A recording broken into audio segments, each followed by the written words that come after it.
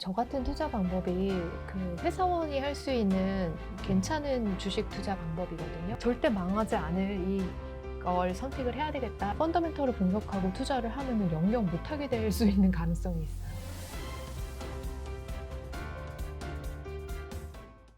네, 반갑습니다. 오늘은 유튜브 한주주TV 채널 운영하고 계시는 한주주 작가님 모셨는데요. 최근에 또 돈 버는 사람은 단순하게 생각합니다라는 책까지 저술하셔서 오늘 또 이 책이 어떤 내용이고 그리고 작가님께서 따로 또 유망하게 보는 산업은 무엇이 있는지 함께 얘기해 보도록 하겠습니다. 작가님 반갑습니다. 반갑습니다. 작가님께서 현재 그래도 포트폴리오 가장 많은 비중 차지하고 있는 게 애플이잖아요. 네. 혹시 미국 주식 투자할 때 가장 우선시 좀 보는 포인트가 있으세요? 저는 미국 주식을 투자할 때 사실 시가총액이 굉장히 큰 종목 위주로만 투자를 하기 때문에 시가총액 한 1위부터 10위 정도 사이에서만 좀 선택을 하는 편입니다. 근데 되게 신중하게 투자하시잖아요. 네. 그러면 막 펀더멘탈 같은 거 분석하고 하실 텐데, 근데 미국 주식은 이 펀더멘털을 분석하고 투자를 하면은 영영 못하게 될 수 있는 가능성이 있어요. 왜냐하면 괜찮다 싶은 주식은 언제든 이 펀더멘탈보다 항상 그 위에서 주가가 이렇게 놀게 되거든요. 그러니까 이거 PER이 왜 이렇게 높아? 뭐 이런 식으로 생각을 하면서 좀 망설이다 보면 또 어느덧 주가가 저 멀리 이렇게 가 있고 그런 것 같아요. 그래서 미국 주식은 한국 주식보다 아무래도 좀 그 코리아 디스카운트 같은 게 있다고 하잖아요. 그런 거 부분이 좀 적다 보니까, 그리고 또 전 세계인이 더 활발하게 참여하는 주식시장이다 보니까 그런 펀더멘털이 한국과는 좀 다를 수가 있는 것 같습니다. 그래서 그 부분을 조금 고려를 해야 될 것 같고, 그러다 보니까 조금 높은 가격에 어느 정도 물리는 거 각오하고 주식을 사시는 게 정말 괜찮은 주식이라면 그거 각오하셔야 되지 않나 생각해요. 현재 펀더멘털 대비 가치를 보기보다는 앞으로의 성장성을 더 눈여겨보는 게 포인트겠네요. 네네. 그래서 조금 비싸다 싶어도, 내가 이거 정말 앞으로 미래 성장 가능성이 확실해. 3년 후에는 그래도 이거보다 오르겠지. 그런 정도의 생각으로 들어가신다면 괜찮지 않을까 싶습니다. 그러면 애플 외에 혹시 또 좋게 보고 계셨던 거 있으세요? 저는, 제가 최근에 올해 연초에 투자했던 거는 이것도 참 좀 재미없는 투자 중에 하나인데, QQQ랑 VO 투자했어요. 많이들 하시죠. 네. 그냥 연초에 조금 목돈이 생겼었는데, 그때 좀 주식시장이 많이 안 좋았잖아요. 그래서 너무 사고 싶은 주식이 많은 거예요, 오히려. 그러다 보니까, 지금 차라리 그냥 이런 나의 복잡한 머릿속을 좀 깔끔하게 정리를 할 겸 절대 망하지 않을 이걸 선택을 해야 되겠다라고 해서 VO랑 그 QQQ 그걸 좀 선택을 하게 됐습니다. VO는 S&P 500 그 지수 추종하는 ETF고요. 또 QQQ는 나스닥 100개 종목 그 지수 추종하는 ETF인데, 그래도 이런 ETF에 투자를 했을 때 장점이 뭐 분명하잖아요. 모든 그런 개별 종목의 위험이 제거되고 시장의 위험 단 하나만 남는다라고 하는 게 ETF의 장점이거든요. 근데 저는 그 당시가 연초였으니까 시장이 가장 위험했을 때라고 생각을 했거든요. 이렇게 위험했을 때 이걸 사면은 뭐 2년, 3년 후에는 반드시 좋아지겠지. 그런 생각으로 샀고, 정말 좀 노후까지를 생각하면서 장기전으로 사게 된 종목이에요. 그런 거였고, 근데 ETF 투자하시는 분들 저는 좀 이렇게 하지 말았으면 좋겠다라고 하는 포인트가 하나 있는데, 굉장히 많은 ETF가 있어요. 그 이제 섹터별로 이렇게 쪼개가지고 뭐 차이나 전기차 ETF, 무슨 ETF, AI 뭐뭐뭐뭐 ETF 이렇게 굉장히 세분화돼서 ETF들이 나오는데, 저는 그거는 좀 ETF를 내가 투자하는 목적을 생각해 볼 필요가 있는 것 같아요. 예를 들어서 내가 ETF 투자를 하는 목적이 모든 그 종목이 가지고 있는 위험을 다 없애버리고, 나는 그냥 좀 생각하기 싫고 시장보다 좀 더 높은 수익률을 얻고 싶어. 아니면은 뭐 저 예금보다 좀 더 높은 수익률을 얻고 싶어. 머리 쓰기 싫어.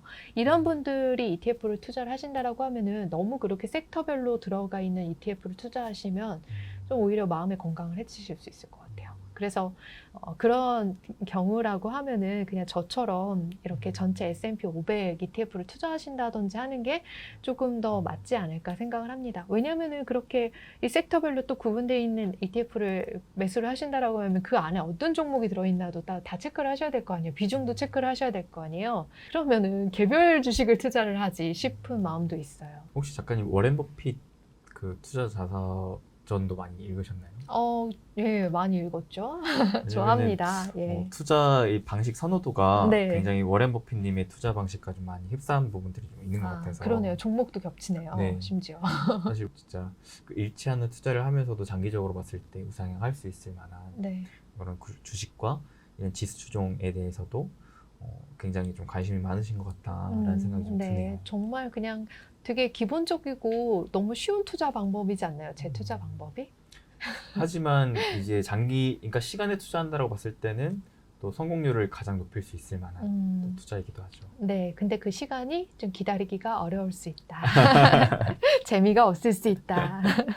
그 시간 동안 내가 하고 싶은 거 하고 내 일에 집중하는 게 맞아요. 네. 그렇습니다. 생활비는 근로소득으로 하면서 그렇게 하면은 가장 좋은 것 같습니다. 사실 주식 투자를 하는 분들도 대다수 분들이 이미 일을 하고 있는 입장에서 네. 이제 이 투자가 본업이 아닌 진짜 투자의 목적으로 나의 이제 자산을 굴린다는 생각으로 접근하시는 분들이 많잖아요. 네. 그런 분들이 사실 일반적인 진짜 막 좋은 기업, 당장에 막 빠르게 오를 만한 종목 이런 것들을 찾는 것도 어려울 뿐더러 그 종목을 계속 팔로우 하는 것도 어려우니까 차라리 그럴 바에는 이렇게 좀 차분하게 시간을 좀 텀을 두고 장기적으로 상향을 좀 기대할 수 있을 만한 부분들에 내 소중한 자산을 좀 맡겨놓는 것도 네. 좀 중요한 것 같아요. 저 같은 투자 방법이 그 회사원이 할 수 있는 괜찮은 주식 투자 방법이거든요. 왜냐면 저도 한 10년을 회사 생활을 했었으니까. 근데 이 저의 투자 방법이 정말 주식 투자 열심히 하시는 분들한테는 너무 재미없고 심심한 방법이고 주식 투자 전혀 안 하시는 분께는 진짜 위험천만한 방법이고 그 조금 애매한 것 같아요, 포지션이. 저는 제가 봤을 땐 제 성향에는 좀 맞지 않나. 사실 주식 투자가 정답도 없지만 나한테 만든 거를 해야 되는 게 또 저는 중요하다고 생각하거든요. 맞아요. 내 스타일이랑 네. 맞아야지. 장기전이니까. 그쵸. 내가 할 때 내 몸에 딱 맞는 네. 투자를 해야 되는데 분명 이런 투자가 몸에 맞는 분들도 많으실 거란 말이죠. 네. 많아요. 특히 여자분들. 음. 여자분들이 조금 보수적으로 투자를 하시거든요. 맞아, 상대적으로 남성분들이 좀 더 공격적인 성향이 있는 것 같아요. 네, 그래서 만약에 여자분들이 주식 투자를 하신다라고 하면 저 같은 이 방법을 들었을 때 조금 선호도가 높은 것 같더라고요.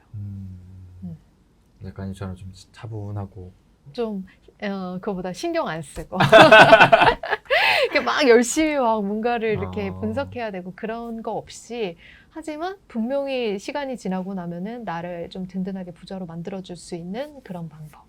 네, 여자분들이 이런 거 좋아하시더라고요. 그렇구나. 저도 남자라서 남자분들은 이제 약간 파이팅이 있어야 되잖아요. 한 방 있어야 됩니다. 맞아. 그래서 저도 성장률을 참 좋아라 하는데. 네. 그러면 작가님께서 주식 투자할 때 가장 중요하게 생각하는 건 뭐예요? 결국 지금까지 제가 뭐 이야기했던 것 중에서 반복일 수도 있겠는데 인내심 아닐까요? 결국에 제가 그 워런 버핏에서 파트너죠. 그 찰리 먼거라는 분이 이런 이야기를 했었어요. 그래서 들려드리려고 제가 준비를 해왔는데 단순한 아이디어를 진지하게 받아들여라. 단순함은 우리가 하고 있는 바를 더 잘 이해할 수 있게 함으로써 성과를 향상시켜준다. 자, 여기에 더해서 투자란 몇 군데의 훌륭한 회사를 찾아내서 그저 엉덩이를 눌러붙이고 앉아있는 것이다. 이렇게 이야기를 했거든요. 저는 이 말이 좀 많이 와닿았던 것 같아요. 몇 군데 훌륭한 회사 찾아내는 거는 우리 두뇌의 3% 이상만 사용할 수 있는 사람이라면 누구나 가능할 것이다 라고 뭐 피터 린치가 이야기했다고 하잖아요. 비유적인 거겠지만 저도 역시 그렇게 생각하거든요. 훌륭한 회사를 찾는 거는 어렵지는 않은데 엉덩이를 눌러붙이고 앉아있는 거 그게 참 힘든 것 같습니다. 그래서 그런 시간 견뎌내려면은 어떤 마음을 가져야 되냐, 실적이 뭐 매분기 발표가 되잖아요. 그럼 매분기 실적 너무 연연하실 필요는 저는 없다고 생각하고 그리고 막 어떤 때는 이렇게 뭐 물류 문제가 생기고 인플레이션 문제가 생기고 이런 시장 관련된 문제가 생기기도 해서 주가가 폭락하기도 하잖아요. 그리고 어떤 때는 공장이 셧다운되기도 해요. 뭐 애플이나 테슬라 그런 위기가 있었죠. 독과점 이슈 같은 게 있을 수 있겠네요. 아, 이 기업이 너무 잘 나가서 정권에서 이 기업을 이제 때려잡으려고 독과점 이슈를 막 이런 여러 가지 이슈들이 있는데 이런 이슈들을 봤을 때 이런 이슈들이 이 기업의 펀더멘털을 훼손할 만한 이슈인가를 생각을 해보셔야 되는 거죠. 저는 이 지금 말씀드린 것들 중에서 하나도 없다고 생각하거든요. 근데 이런 걸 가지고 예를 들어 공장이 셧다운되고 공장에서 사람들이 막 애플 공장에서 그 직원들이 탈출하고 그랬잖아요, 중국. 그걸 보면서 사람들은 애플 주식 정말 많이 내던졌어요. 그때가 저점이었죠. 그래서 그런 것들을 봤을 때 이게 이 순간에 짧게만 그냥 하고 해결될 이슈인지 아니면 정말 기업의 펀더멘털을 훼손할 만한 이슈인지를 좀 구분할 수 있는 능력은 좀 가지고 계셔야 될 것 같아요. 그래야지 인내심이든 뭐든 좀 가질 수 있는 거 아닐까요? 저는 막 그 애플에서 공장에서 직원들이 막 탈출하고 막 담 넘어가고 그런 걸 봤을 때 이게 이 펀더멘털의 문제가 되는 거라고 전혀 생각하지 않았거든요. 근데 그거를 굉장히 큰 위기로 받아들이시는 분들이 있더라고요. 그래서 그거에 대해서는 조금 이 부분을 오히려 공부를 좀 해보셔야 되지 않을까 그런 생각이 듭니다. 근데 뭐 경영진이 정말 이상한 의사결정을 하고 있다. 그리고 이런 지금 다 전기차를 하고 있는데 내연기관에 점점 돈을 더 쏟아붓고 있다. 뭐 그러고 있다라고 하면은 조금 그때부터는 물음표가 생기는 거고 아 이제 좀 가지치기를 해야 되는 시점이 되는 거죠.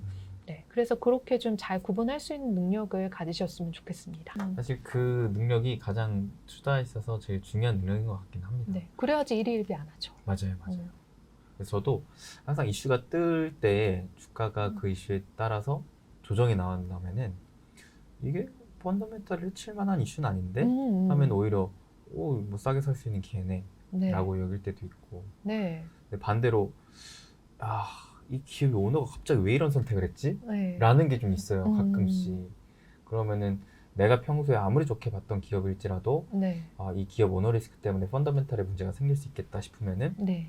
그냥 과감하게 또 정리할 때도 있고 네. 또 투자자분들이 사실 투자를 할 때 좋을 때의 마음가짐과 안 좋을 때의 마음가짐이 또 큰 차이가 있잖아요. 네. 주가가 좋을 때 나쁠 때 마음가짐 달라진다는 그렇죠. 거죠. 그래서 안 좋을 때 특히나 더 이 심적으로 요동치고 또 안 좋은 것들이 더 많이 받아들여지고 안 좋은 말도 하게 되고 그러는데 그러니까 저로서는 또 시청자분들의 반응을 또 보니까 네. 그게 10 중에 하나의 기업일지라도 네. 그게 너무 커 보이는 것 같아요. 그렇죠. 참 어려운 것 같습니다. 작가님은 투자할 때 언제가 가장 힘드세요? 제가 힘든 거는 저도 주가가 많이 하락하면 힘들었던 것 같고 사실 그게 가장 강렬했던 게 이제 작년이지 않았을까요? 작년에도 꽤 강렬했잖아요. 그렇죠. 네. 그런데 그런 똑같은 폭락장을 몇 번을 경험을 했는데도 불구하고 항상 마음은 아픈 것 같습니다.